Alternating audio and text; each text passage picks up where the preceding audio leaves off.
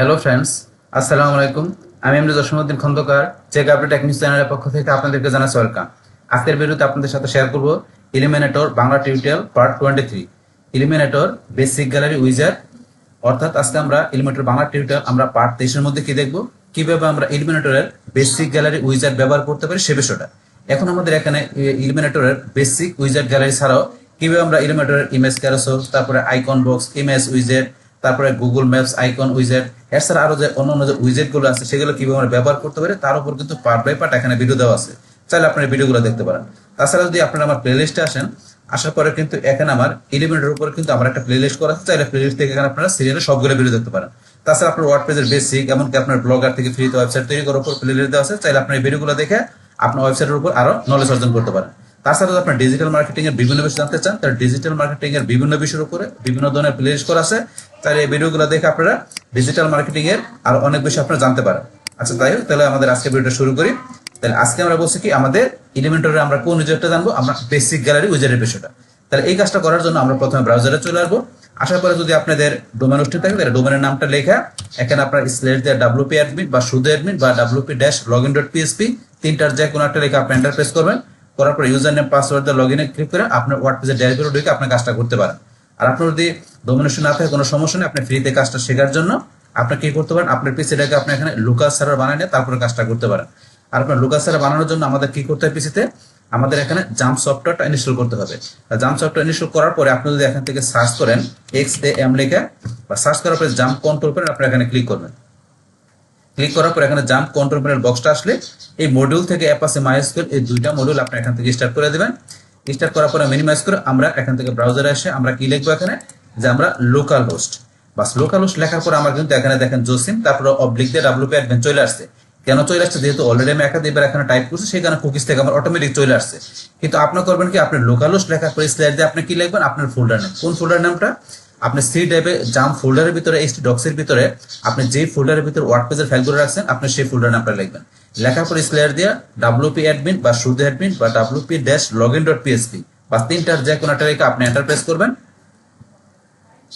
Enter press করলে আমাদের এখানে লগ ইন করার অপশন চলে আসবে। আমাদের ইউজার নেম পাসওয়ার্ড দিয়ে আমরা কি করব, এখান থেকে আমরা ওয়ার্ডপ্রেসে আমরা ড্যাশবোর্ডে চলে আসবো। আচ্ছা, এখানে একটা লোডিং হচ্ছে, সময় নিচ্ছে, চলে আসছে। পাশে আমরা এখানে ইউজার নেমটা দেই, পাসওয়ার্ডটা দিচ্ছি, দেওয়ার পর আমরা এখন লগ ইনে ক্লিক করি।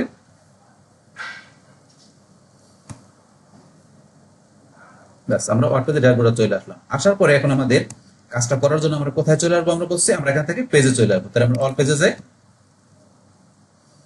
অল পেজ থেকে আমরা কোন পেজ থেকে কাজগুলো দেখছিলাম, আমাদের হোম পেজ থেকে। তাহলে আমরা হোম পেজ থেকে এই যে এডিট উইথ এলিমিনেটর আমরা এখানে ক্লিক করব। বাস, আমাদের এলিমিনেটরের সাথে আমাদের পেজটাও এখান থেকে ওপেন হয়ে যাবে। বাস, একটু লোডিং হচ্ছে, সময় নিচ্ছে।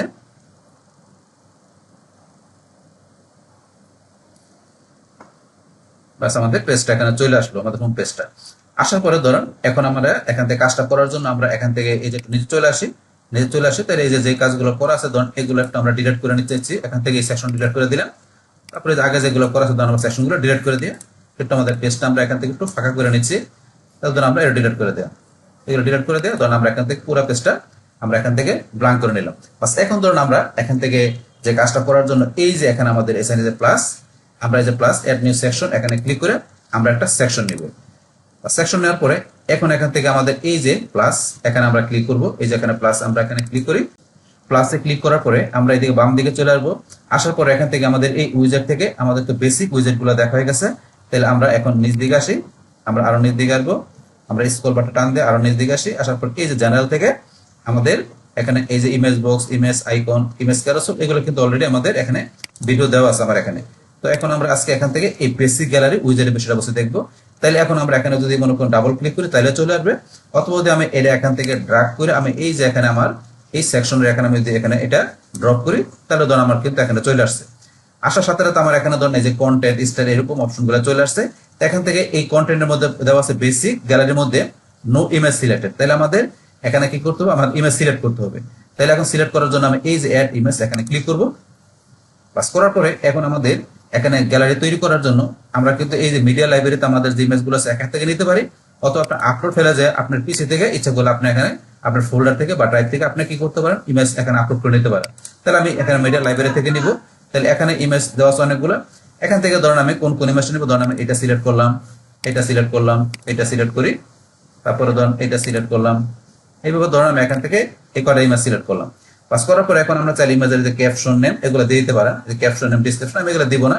তো এখান থেকে আমি ধরেন এখানে এই যে ক্রিয়েট এ নিউ গ্যালারি আমরা এখানে ক্লিক করব। ক্লিক করার পরে এখন আমরা এখান থেকে গ্যালারিটা ইনসার্ট করব। তো ইনসার্ট করার আগে এখানে ধরুন কিছু বিষয় দেওয়া আছে বাম দিকে, যেমন আপনি চাইলে গ্যালারিটা ক্যান্সেল করতে পারেন। তারপর চাইলে আপনার এখান থেকে অ্যাড টু গ্যালারি, আপনার গ্যালারিতে আরো ইমেজ এখানে অ্যাড করতে পারেন।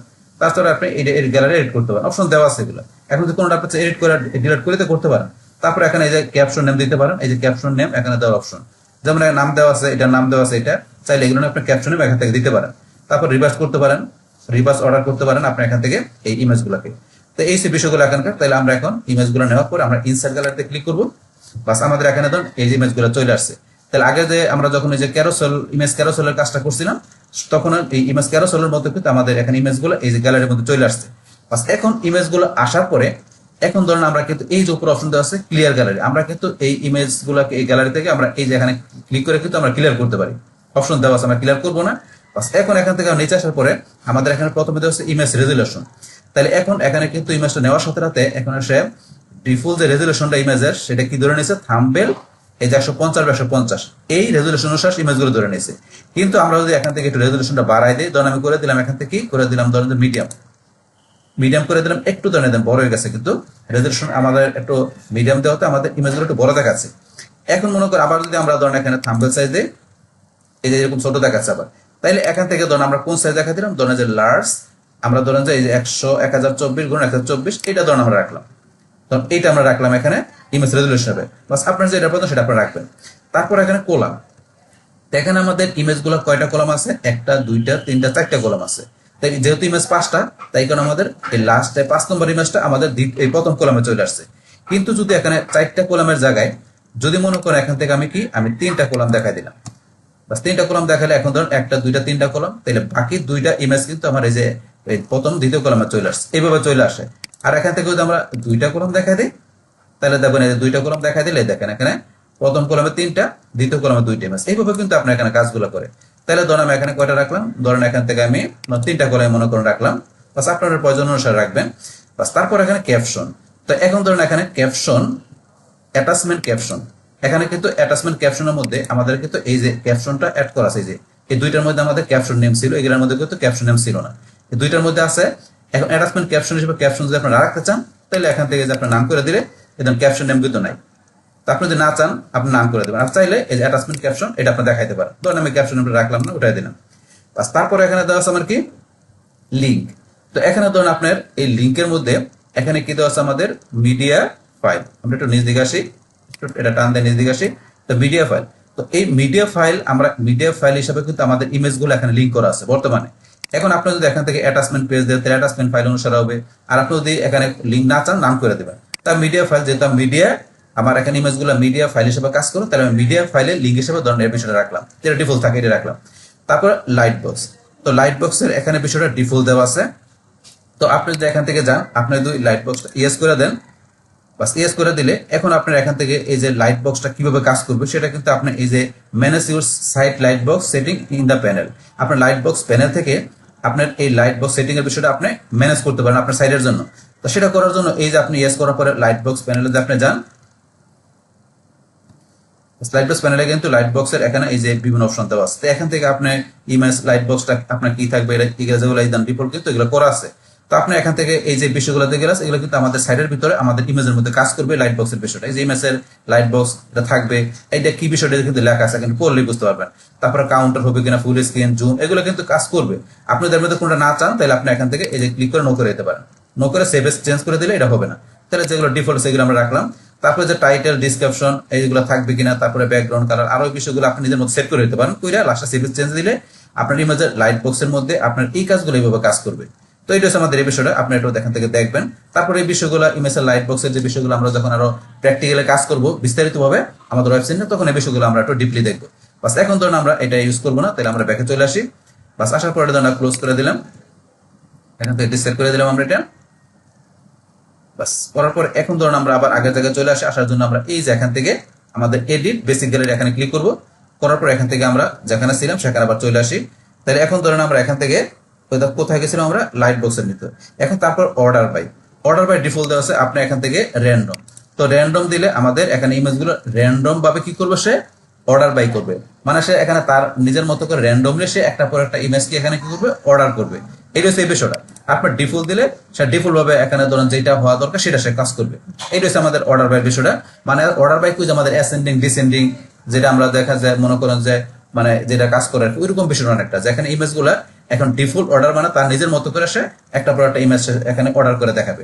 আর র্যান্ডমলি দিলে মানে দেশে র্যান্ডমলি যেটা কাজ করে একটা পর একটা কাজ করতেই থাকবে, মানে এই হচ্ছে র্যান্ডমলি বিষয়টা। তাহলে ডিফল্ট যেটা ছিল এটা ধরুন আমরা রাখার পরে তারপর আমরা এখন চলে আসবো স্টাইলে। তো আমাদের এই বিষয়গুলো দেখার পর স্টাইলে চলে আসি। এখন এখান থেকে ইমেজের আমাদের এখানে কি দেওয়া আছে স্টাইলের মধ্যে প্রথমে স্পেসিং। তাহলে আমরা এই ইমেজগুলোর মধ্যে স্পেসিং ব্যবহার করতে পারি। কিরকম ডিফল্ট দেওয়া আছে, আমরা যদি এখান থেকে কাস্টম দেই, কাস্টম দিলে আপনি স্পেসিং নিজের মতো করে এখানে আপনি এই যে দেখেন স্পেসিং এই যে মধ্যখানে প্রত্যেকটা ইমেজের স্পেসিং ধরেন বাড়তেছে, আবার আমি কমাইতেছি কমতেছে, আর সেটা পিক্সেল অনুসারে। আপনি চাইলে পিক্সেলের পরিবর্তে আপনার ইএম আরইএম যেমন আরইএম দিলাম, এখন এই যে আরইএম অনুসারে আপনার এখানে কি করতেছে স্পেসিং বাড়তেছে কমতেছে। তাহলে এখন আমরা পিক্সেল ছিল পিক্সেলে রাখলাম। তাই হচ্ছে আপনার ইমেজের মধ্যে স্পেসিং কতটুকু রাখবেন সেই বিষয়টা। তারপর আছে বর্ডার টাইপ। এখানে যে আমাদের প্রত্যেকটা ইমেজের মধ্যে আমরা বর্ডার ইউজ করতে পারি, সেটা ডিফল্ট দেওয়া আছে। আমরা ডিফল্ট চেঞ্জ করে আমরা সলিড দিলাম, এই সলিড বর্ডার। আপনি যেখান থেকে দেন ডটেড, এই যে প্রত্যেকটা ইমেজের মধ্যে ডটেড আসছে, তাহলে এখান থেকে ধরুন আমি ড্যাশ ড্যাশ দিলাম, তার ড্যাশ ড্যাশ টাইপের আসছে। তারপরে এখন ড্যাশ ড্যাশ যে বর্ডারটা আসছে এটা আপনার উইডটা একটু বাড়াইতে পারেন। আমি ধরুন কত দিলাম, ধরুন এখানে দিলাম 10, এই দেখেন ড্যাশ ড্যাশ 10 এইরকম হয়ে গেল। এখানে এই যে বর্ডার টাইপটা আমাদের কিন্তু এখানে ড্যাশ ড্যাশ আছে, চেঞ্জ করে ধরুন আমি সলিড এটা মনে করে রাখলাম। তারপরে এখানে তো আমরা এই বর্ডার উইডটা দেখলাম, বর্ডার উইডটা আপনি যেরকম দিবেন সেরকম হবে। তারপরে বর্ডার উইড কিন্তু আপনি এখানে যে আপনি যদি আনলিঙ্ক করে দেন, আমরা আনলিঙ্ক করে দিলাম। তাহলে এখন আপনি চাইলে এখানে নিজের মতো করে দিতে পারেন। যেমন আমি ধরেন আমি ডানে আমি এই ধরনের টপে বর্ডার রাখবো না, তারপরে আমি বটমে রাখবো না, তাহলে শুধু আমি বামে ডানা আছে, উপরে নিচে কিন্তু নাই। কিন্তু আবার যদি এটা আপনি লিঙ্ক করে দেন তাহলে সবগুলো ধরেন এখানে বর্ডার হবে, আর আপনার যে সাইজ দিবেন সেই অনুসারে হবে। ধরুন আমি কত দিলাম 15, দেন 15 উইথ কিন্তু বর্ডার হয়েছে। তারপরে বর্ডার কালারটা কি দিবেন, আপনি এখান থেকে কালার সেট করে দিতে পারেন, আপনি নিজের মতো করে যে কালার দরকার যে কালার দিয়ে দিলেন। এর হচ্ছে বর্ডার কালার। তারপরে বর্ডার রেডিয়াস দিতে পারেন। আমি বর্ডার রেডিয়াস মানে এখানে দিলাম কত, ধরেন যে আপনি দিলাম এটা 15, এটা এখানে কিন্তু কার্ভশেপের মতো যে বর্ডার রেডিয়াস তৈরি হয়ে গেল। এগুলো কিন্তু এখান থেকে আপনি করতে পারেন, অপশন দেওয়া আছে এগুলো স্টাইল থেকে, এগুলো আপনি আপনার ইমেজের জন্য এই বিষয়গুলো ব্যবহার করতে পারেন। তারপর নিচে দেখি আমাদের এখানে আর কোনো বিষয় নাই, বাস এগুলো আমরা এখান থেকে করতে পারি। বাস করার পরে লাস্টে আপনি এটার আউটপুটটা দেখবেন, আপনার সাইডে কিরকম দেখা যায়, আপনার পেজে কিরকম দেখা যায়, সেটা দেখার জন্য এটা পাবলিশ করবেন। পাবলিশ করার পর আমরা এখান থেকে চলে যাবো কোথায়, ভিউ পেজে ক্লিক করব। বাস এখন ভিউ পেজে ক্লিক করলে আমাদের এই পেজে কিন্তু এইভাবে কিন্তু শো করতেছে আমাদের ইমেজগুলো। এই দেখাচ্ছে আপনি যেভাবে বিষয়গুলো এখান থেকে কাজ করছেন আপনার কন্টেন্ট রেজিস্টারের মধ্যে সেই রকম আউটপুটটা কিন্তু আমরা আমাদের পেজে ওয়েবসাইটের পেজের মধ্যে এবার দেখতে পারবো। এখন যদি আমরা এখান থেকে ধরুন কোন ইমেজে ক্লিক করি, ধরুন আমরা ইমেজটা ক্লিক করলাম, ইমেজটা কিন্তু এইভাবে শো করতেছে। করার পরে এখন যদি আমি এই যে এখানে ক্লিক করি নেক্সটে, পরবর্তী ইমেজে আবার এটা দিলে নেক্সটে যাবে, এটা দিলে প্রিভিয়াসে যাবে, এখানে যাবে। তো এখন আমার কত নম্বর ইমেজ আছে দেখেন, 5 এর মধ্যে আমি 3 নম্বর ইমেজ দেখাচ্ছে। তারপর এখান থেকে এই যে আরো কিছু বিষয় দেওয়া আছে, আমরা এটা দিয়ে কি করতে পারি, ক্লোজ করতে পারি। আমি এটা ক্লিক করলাম, ক্লোজ হয়ে গেল। আবার ধরুন আমি এটা ক্লিক করলাম, চলে আসলো। তারপর এখন আমি এই যে এখান থেকে আমি যে শেয়ার, এটা হচ্ছে শেয়ার অপশন, শেয়ারে ক্লিক করি। তা আমি চাইলে যে ফেসবুক, টুইটারে, তারপর পিন্টারেস্টে, তারপর এগুলো আমরা শেয়ার করতে পারি। আপনার ইমেজগুলো আপনি এই বিভিন্ন অ্যাকাউন্ট যদি আপনার এই ব্রাউজারের মধ্যে যদি এই অ্যাকাউন্টগুলো এই ফেসবুক, টুইটার আর পিন্টারেস্টের অ্যাকাউন্ট যদি আপনার এই ব্রাউজারের মধ্যে লগ ইন করা থাকে, তাহলে আপনার সরাসরি ইমেজটা আপনি যে শেয়ারে ক্লিক করে আপনি কিন্তু ফেসবুকে দিলে ফেসবুকে, টুইটারে দিলে টুইটার, পিন্টারেস্টে তাহলে পিন্টারেস্টে আপনি সরাসরি এখান থেকে শেয়ার করতে পারবেন যদি আপনার অ্যাকাউন্টটা আপনার এই ব্রাউজারে লগ ইন করা থাকে। তাহলে এখান থেকে অপশনটা দেওয়া আছে। তারপর ডাউনলোড ইমেজে ক্লিক করে আপনি ইমেজটা ডাউনলোড করতে পারবেন, মানে আপনার সাইটটা যারা দেখবে তারা এই কাজগুলো করতে পারবে, ডাউনলোড করতে পারবে, সেগুলো করতে পারবে। তারপরে ধরুন এখানে আসলে এটা হচ্ছে জুম, এটা মানে যে জুম করলে বড় করে দেখাবে এটা দিলে। তারপরে এখানে এটা কি দেওয়া আছে আপনার, এখানে এটাতে ক্লিক করা হয় তাহলে এই ধরনের ফুল স্ক্রিন হিসেবে কাজ করতেছে। এই যে ফুল স্ক্রিন এখান থেকে দেওয়া আছে, ফুল স্ক্রিন হিসেবে কাজ করে আবার ধরুন আগের মতো আসতে গেলে এই যে এখানে ক্লিক করলে আসে পড়লো। আবার এখানে যাওয়ার পরে যদি এই যে টু এক্সিট স্কেপ, কিবোর্ড থেকে স্কেপ চাপ দিল, হয়ে গেল। তো এই কাজগুলো কিন্তু এখান থেকে ধরুন আপনার ভিজিটররা করতে পারবে, এই কাজগুলো করা যায় এখান থেকে। তা আমরা ক্লোজ করে দিলাম, ক্লোজ করে আগের মতো চলে আসলাম। তা এইভাবে ধরুন এখান থেকে যে আমাদের এই যে আমাদের ওয়েব সাইট তৈরি করার সময় ওয়েব পেজের মধ্যে আমাদের যে পেজটা থাকবে এলিমেন্টরের সাথে, সেই পেজের মধ্যে আমরা কিভাবে এখান থেকে বেসিক গ্যালারি উইজেটটা আমরা ব্যবহার করতে পারি সেই টোটাল বিষয়টা আমি আপনাদের কি করলাম, শেয়ার করলাম। বাস তাহলে এই আমাদের অ্যাকাউন্টের বিষয়টা মূলত আমাদের আজকের ভিডিও।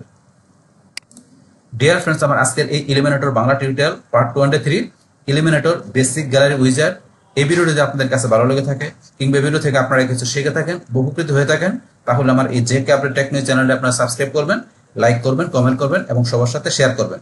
Thanks everybody.